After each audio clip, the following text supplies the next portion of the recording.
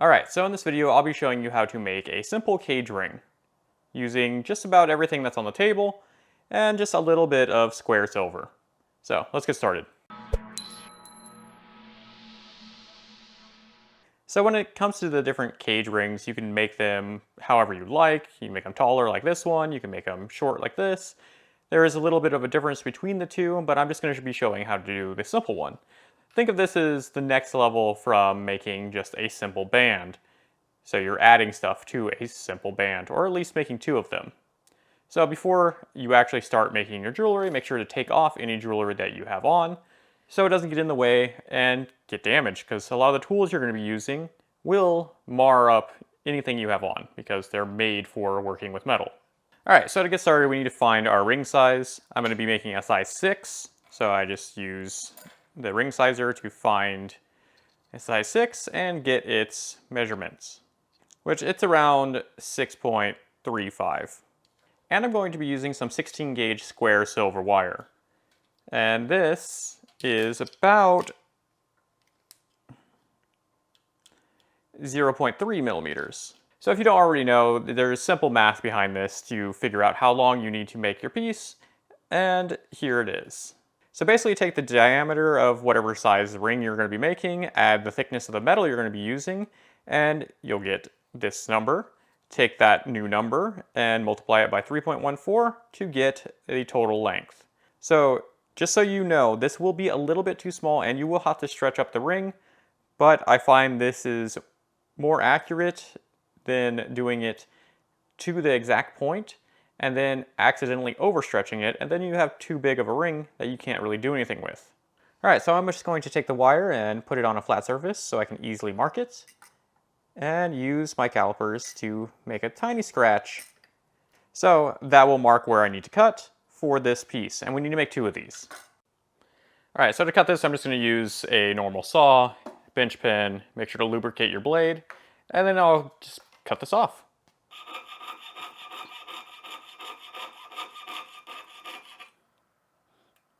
And then I'm just going to mark the other one real quick and cut that off since I'm here.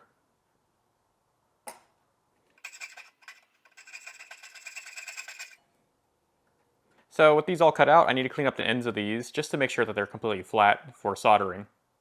And to do that, I'm just going to be using a miter vise.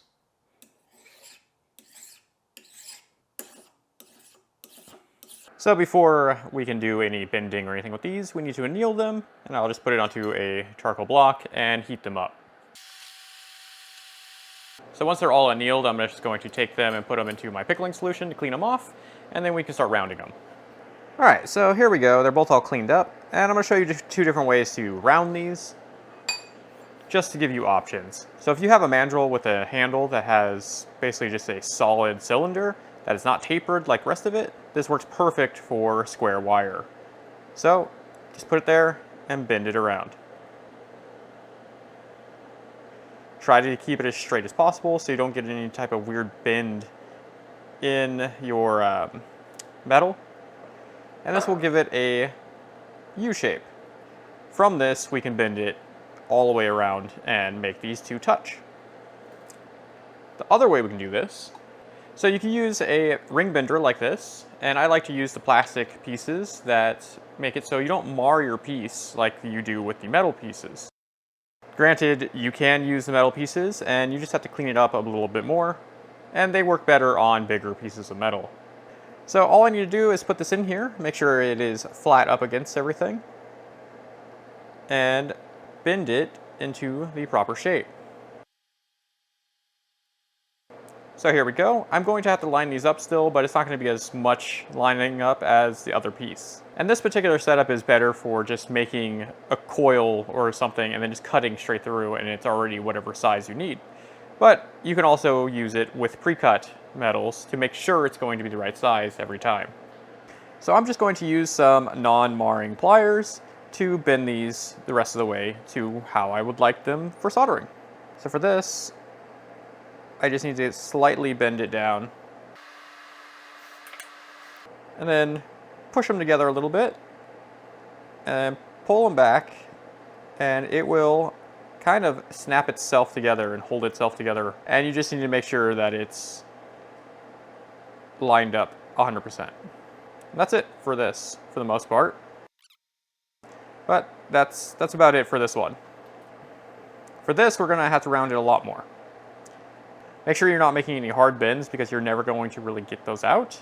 And if you do, you're probably gonna overstretch the ring and make it too big. All right, so now that's pretty close. I can do what I did on the other one.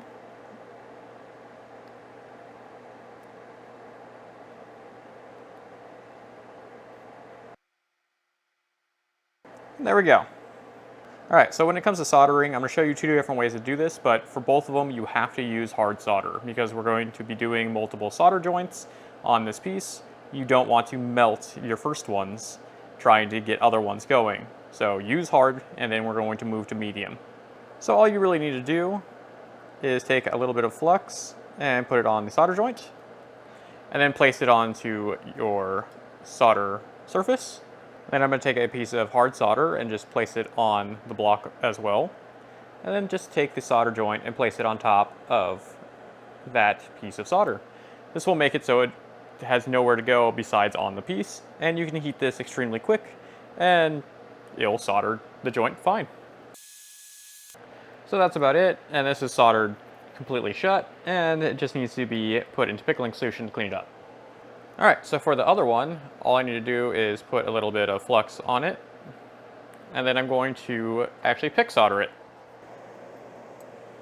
So just heat it up like that, and then just touch this to it, and there we go.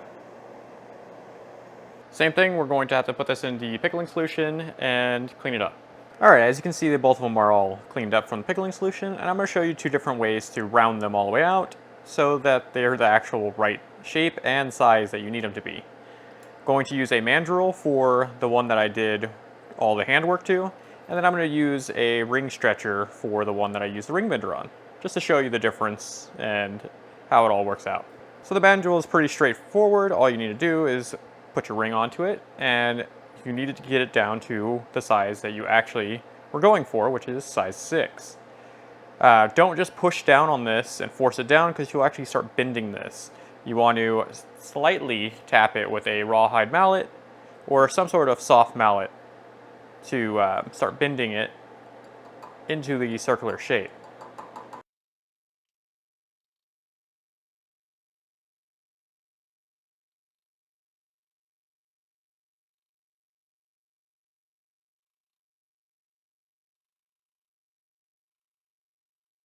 So that should be good right there, but you'll notice that the ring is not 100% flat, even with me trying to keep it flat.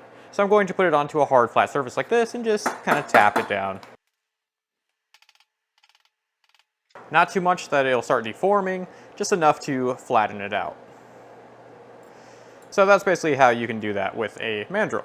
If you want to use a ring bender, so you just need to take your ring and put it onto your ring stretcher, make sure it's actually closed, and it should be good to go. And that's it. So now it is a perfect circle.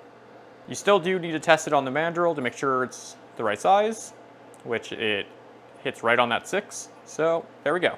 You can also see both rings are the exact same size, which is what we need.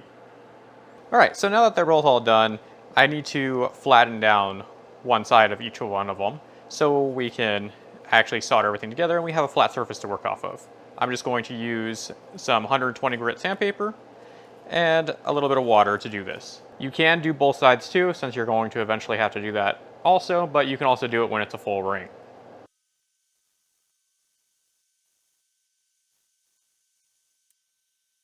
So it doesn't take that much to actually make these nice and flat, seeing that we didn't use too much solder anyways, and these are already square wire.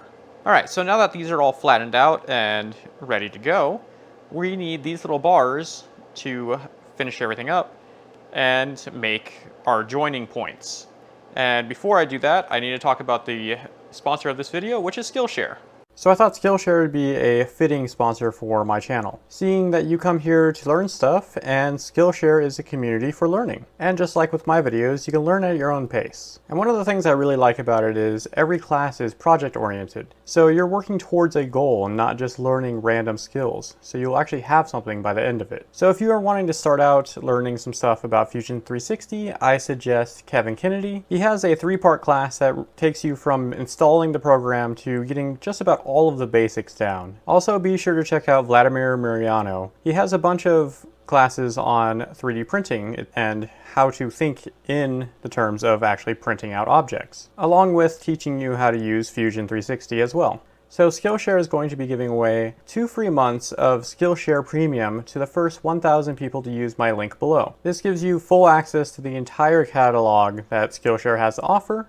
And after that, Skillshare is as low as $10 a month with an annual subscription. So thank you Skillshare for sponsoring this video and supporting my channel. Alright, so what you're going to do is basically just set these across your piece. And make sure that they are facing the same direction if they have a rectangular shape to them. And you want them to be hanging over just a little bit on the outside and then go all the way across. This way you can basically solder 2 points and you'll have a straight line.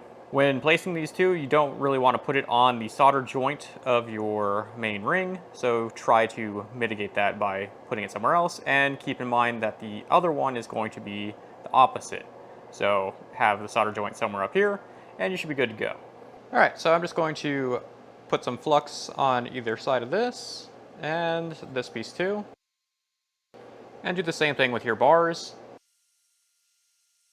And then I'm going to heat this just to basically solidify everything using the flux. I'm just going to place some medium solder on the corners. So now all I have to do is solder those together. Alright, so there we go. We have 2 little, basically, no signs now. And they need to be cleaned off, of course, like everything does after being soldered. But once that's done, we can finish this up and get everything together and actually have a working ring. And I'll show you how to do that using the jeweler saw and some soldering techniques. Alright, so here they are all cleaned up. So now I'm going to add just a tiny bit of easy solder in these points right above where the ring is. And then I can cut these and put them together. Alright, so there we go. They're all ready to go now. Just need to clean them up again. There's lots of cleaning on this. Alright, now that we have these done, we need to actually make it so they can go together into an actual ring. But the bars will actually block one another. So one of them has to get cut. Do not use anything like this to cut them because this will actually make the entire ring stretch and move. You have to use a saw to cut it. So just grab either one, it doesn't really matter, and put your saw blade through it. Make sure to always use the blade lubricant. Alright, so there we go. And now these will actually fit together. So now all we have to do is flux these and solder them together. So the only spots that really need to be fluxed are the areas that are going to get soldered. So just like this. And then line it all up.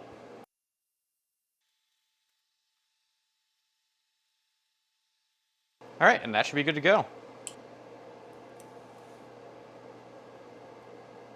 Alright, now that that's all cleaned up and soldered together, we need to cut a lot of this off. There are other ways of doing this, and you can place smaller bits, but this one allows you not to have to fiddle with a lot of stuff.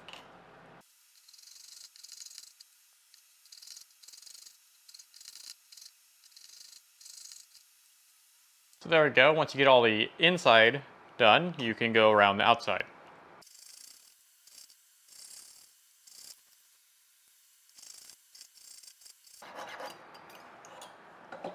And now we need to go around the outside with a file to even it all up because it's going to be a little bit off. just because of how hand making stuff works. But it does fit the finger that I sized it to, which I'm not going to wear this as a pinky ring, but it's a common size, so I thought I'd make it. And it happens to fit my pinky. So you can use a old man drill or one that you're going to be careful with to hold this, and then do curved sweeping motions over it to cut it down and make sure everything is even.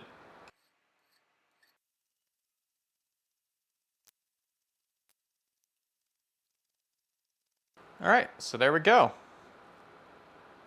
Now all we need to do is use some rotary tools to clean up the little posts on the inside that we had cut out and just clean up in general. So I'm going to use some of these polishing grits to clean it up and then go through and do an actual polish on it and throw it into a tumbler and it should be done.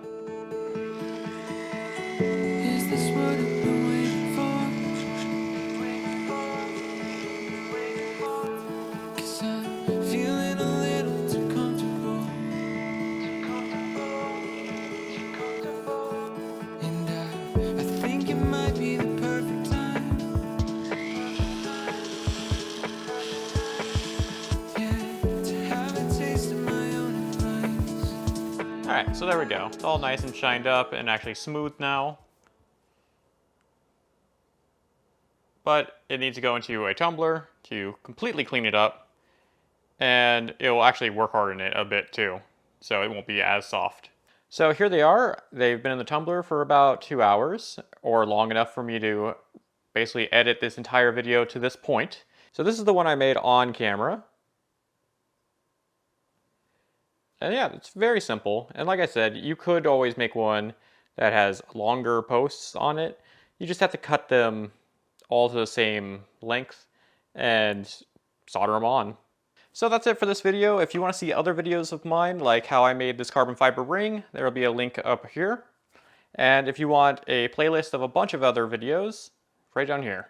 Other than that, leave a like, comment if you have any questions, and I'll see you guys next time. Bye.